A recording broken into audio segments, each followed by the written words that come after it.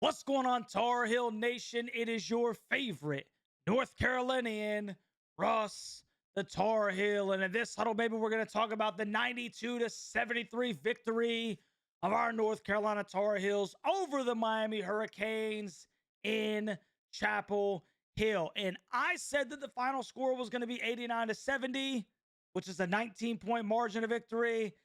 And Carolina won 92-73, which is a 19-point margin of victory, which makes it the second game in a row that somehow, in my infinite wisdom, I was able to pick the margin of victory. So, not to toot my own horn, but that's pretty cool. Okay, take it for what it's worth. But anyway, North Carolina, bro, handles business in Chapel Hill. It wasn't always pretty, especially in the second half. Carolina only outscored Miami by 4. However, it's pretty impressive when we've come from what we've come from, where Carolina's now on a 5-game winning streak and they're winning the games that they need to win. Carolina is in the middle of a late season sprint. Carolina's in the middle of trying to do all that they can to take it out of the selection committee's hands. And it starts with Miami. Gotta beat the worst team in the Atlantic Coast Conference. And they did. Okay. Now we move on to Virginia Tech at Castle Coliseum on the 4th. And then you follow that up with a chance to really make some noise when you take on the Dukies at the house. Now, this game was, once again, Carolina absolutely was phenomenal, as far as the offensive output being spread around so evenly on this team. Ven-Allen Lubin had 19 points on 9 of 10 from the field. That is the epitome of efficiency. And then Jae'Lyn had 11 points and 10 rebounds. And I'm going to start right here.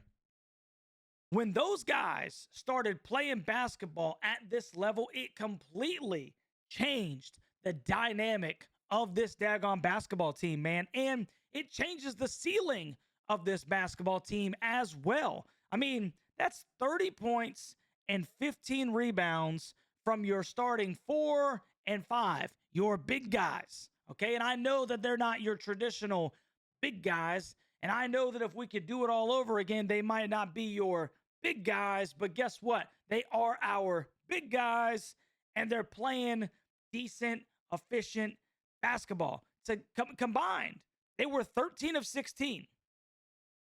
Those two guys were 13 of 16 from the field, 2 of 2 from 3, and they were 2 of 3 from the free throw line, 30 combined points, 15 rebounds. I'm going to take that all stinking day, bro. And I'm telling you right now that as they play that way, Carolina is a much better basketball team. We've seen that, bro. And that's Carolina being able to go inside out and get some production down there on the blocks.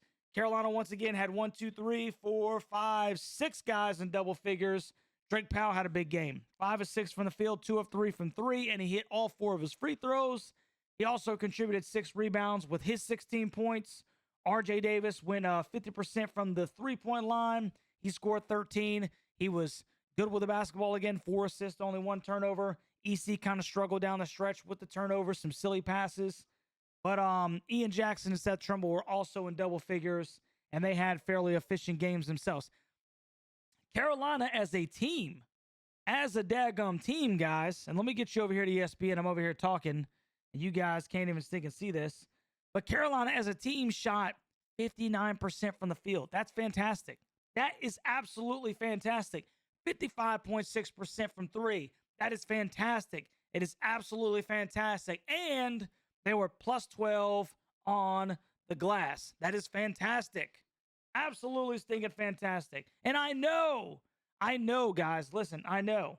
This is Miami. 6-23. Reeling. Jim Larinaga is no longer there. They got an interim head coach, right? I get it. I understand that. But they're handling business. They're handling stinging business, bro. They're getting the dubs. And it ain't just some, 3-point win against Georgia Tech at the house. It's a 19-point victory. And they got a pretty daggum good score on their side as well in Matthew Cleveland, who dropped 25. He was pretty phenomenal in this game. So, all in all, all you can really ask for these dudes to do is to continue to win basketball games, and they've won 5 in a row. I mean, high stinking 5, bro. Once I get to this wrong screen, high stinking 5 that Carolina is able to get it done. And like I said, we'll move on to Virginia Tech.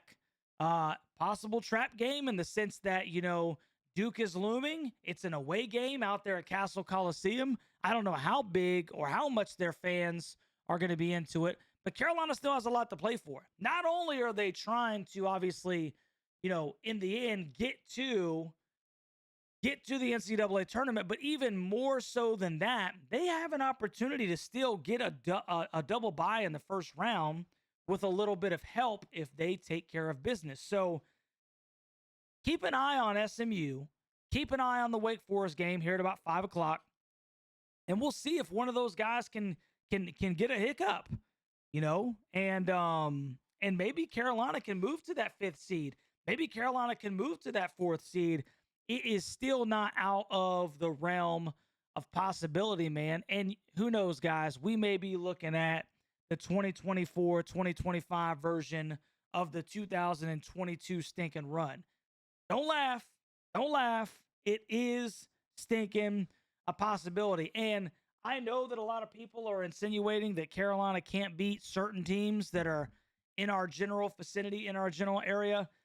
I personally believe that is not necessarily the case.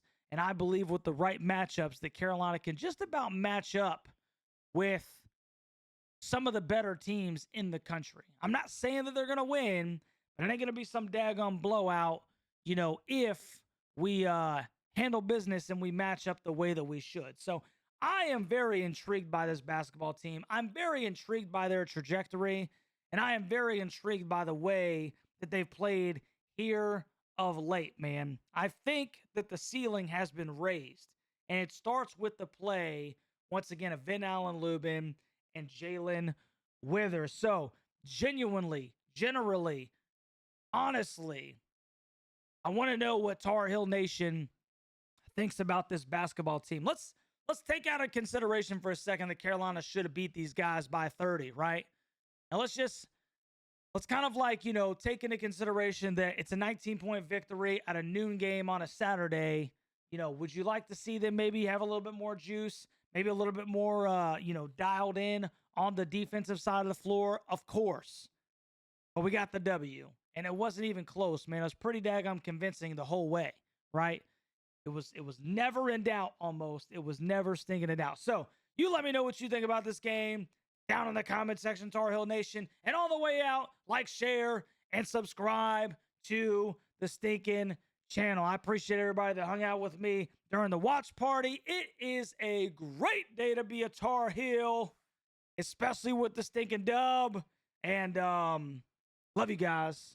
We will catch y'all on the next one, baby. Go Heels.